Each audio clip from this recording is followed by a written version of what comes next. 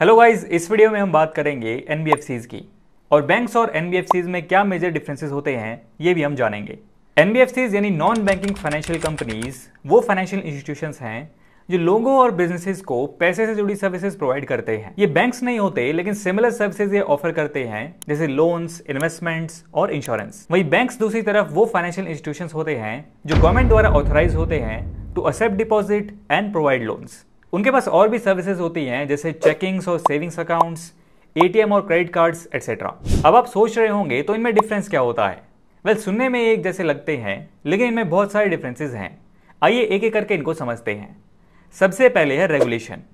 NBFCs को Reserve Bank of India regulate करती है in Reserve Bank of India Act 1934, लेकिन उनको बैंक्स की तरह सेम रेगुलेशन फॉलो करने की जरूरत नहीं होती। इसका मतलब है कि एनबीएफसीज को अपने ऑपरेशंस में ज्यादा फ्लेक्सिबिलिटी मिलती है, लेकिन यह भी है कि उनको गवर्नमेंट की तरफ से बैंक्स की तरह प्रोटेक्शन नहीं मिलती। बैंक्स भी आरबीआई एक्ट 1934 के अंडर रेगुलेटेड होते हैं, लेकिन साथ में बैंक्स पे बैंकिंग रेगुलेशन एक्ट 1949 भी अप्लाई होता है। इसके बाद है प्रोडक्ट्स एंड सर्विसेज।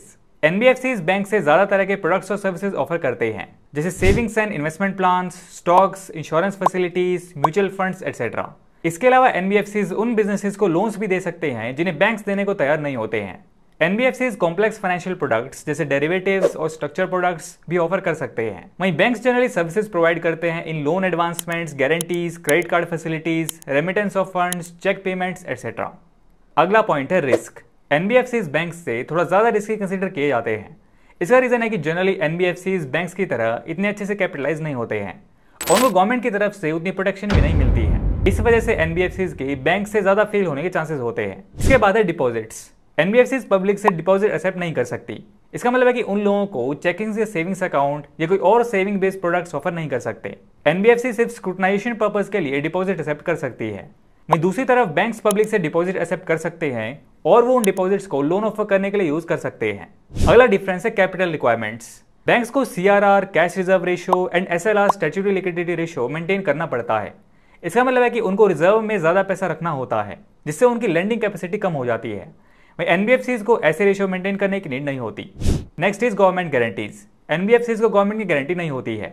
मतलब है कि अगर एनबीएफसी फेल हो जाए तो उसके डिपॉजिटर और क्रेडिटर्स अपने नुकसान की भरपाई नहीं पा सकते। Banks on the other hand सरकार की गारंटी से सुरक्षित होते हैं up to a certain limit.